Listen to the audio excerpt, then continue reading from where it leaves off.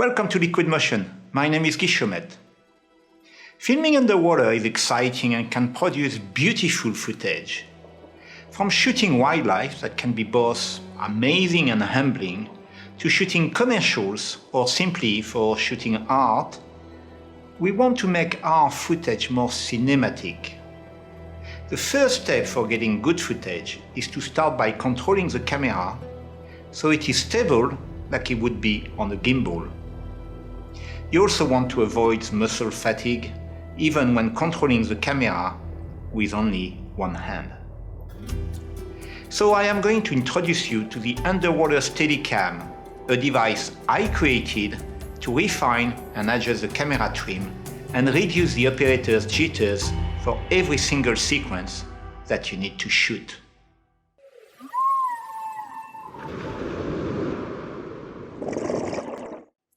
First things first, I will assume that you have complete control over your buoyancy. If you are not there yet, you need to practice until you have this under control before you take the camera in. There is absolutely no substitute for buoyancy control. If you want to control the camera, you have to have full control of your body. You will also need to adjust your body trim so you can streamline yourself to shoot close to the ground without ever touching it. To achieve this, you can shift some of your weights forward by placing them closer to the tank neck. You can wear some ankle weights if your legs are too buoyant. Basically do whatever it takes to be rock steady with absolute pitch control. Next, you need to adjust the housing buoyancy and trim before taking the camera underwater. To do this, first mount every accessory on the housing that you are going to use. You may want to put an external monitor on so you can have a more relaxed position slightly above the kit while having a large enough screen to pull focus properly. I made an extension to the sunshade of my monitor for a better viewing experience in the bright tropical locations where I usually film. While I have a Shearwater Terric dive computer on my wrist, I have also mounted my whole Shearwater Predator on the housing, so I only need to shift my eyes slightly from the monitor to get my diving info. And finally comes my Underwater Steadycam. To adjust the buoyancy, add or remove weights from the housing. On my Gates housing, there are lots of options for placing the weights, with some sliding possibilities to further adjust the trim. If the housing is positively buoyant, difficulties of filming aside, it may also tangle with your surface marker buoy deployment at the end of the dive. That would be messy and even dangerous.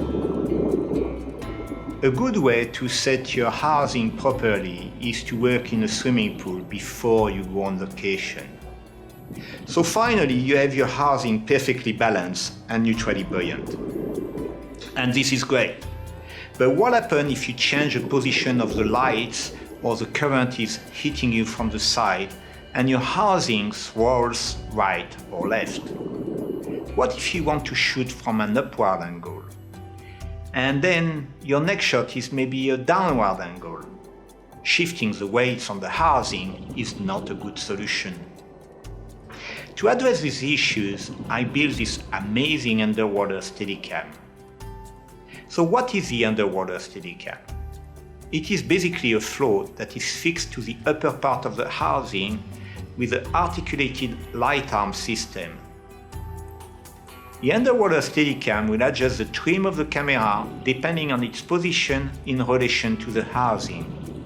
So, if I decide to have an asymmetric light placement, the housing will roll on its side.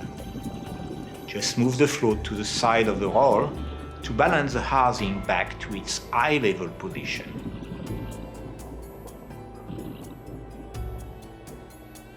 When I place my light forwards, the housing is pitching down, so I move the float forward to recover. And if the lights are pulled back, creating a pitch up, then pull the float back to recover. Of course, if we want to shoot a downward angle, the Underwater Steadycam allows us to set the camera quickly into the correct position for an easy shoot.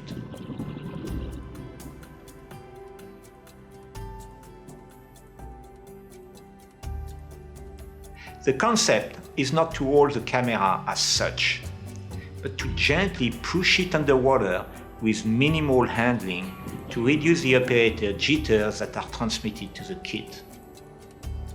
This is especially good when trying to stay level with a manta ray, for example, while pumping on the legs to match the manta speed without having the jitter making their way to the camera.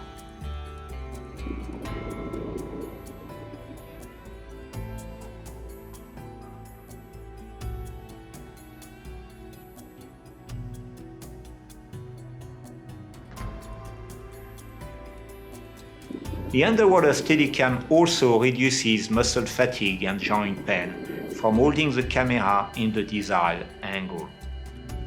Filming in current can be quite challenging, to say the least. Finding a way to film while trying not to drift is hard. But holding the camera steady is very difficult because the current forces it to boil.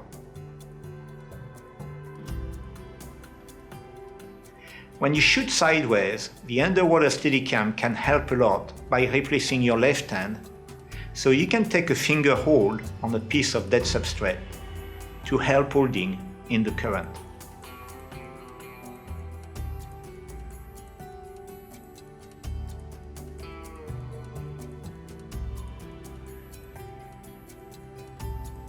So no more shaky footage that need to be stabilized in post, which is always reducing resolution.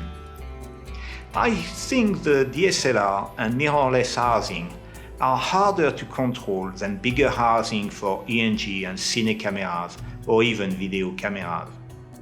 The housings are much shorter by design, and that increase the pitch control issue. So a trim assist on these would be very effective. On a side note, I like diving with a twin hose regulator. Now, I am not saying you should dive with a twin hose regulator, but I just want to explain. First, be aware that a twin hose regulator does not breathe like a normal reg. The second stage is on the tank valve, so you have to use your lungs to suck in the air and then push the air back to the second stage exhaust at the back. Personally, I love it. It breathes a lot like my rebreather actually. But a lot of people feel like they can't get enough air when trying it because there are no venturi effect like in modern regulator. The great things about it though is because the bubbles come out of the back from a large exhaust, no more loud bubbles are passing by your ears. Also, when the air vents out of the second stage, the noise is blending way better with the environment, allowing you to get closer to wildlife. No more bubbles in your face, or worse, no bubble hitting the housing when using the viewfinder. The twin hose is especially good when approaching shy creatures and when shooting macro.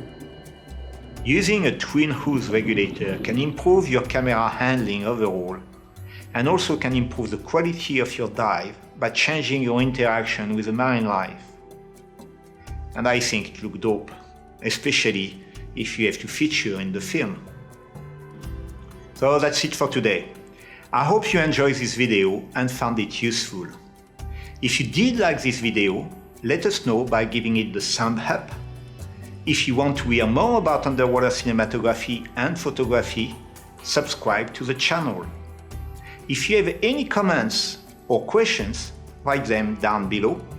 And remember that the Underwater Steadicam will help you stabilize your underwater footage, but will in no way replace learning how to perform specific camera moves. You can achieve that and a lot more by taking our Underwater Filmmaker online course, or even better, come to Cozumel to dive and learn with us. This is Liquid Motion, my name is Guy Chaumet, and I will see you in my next video.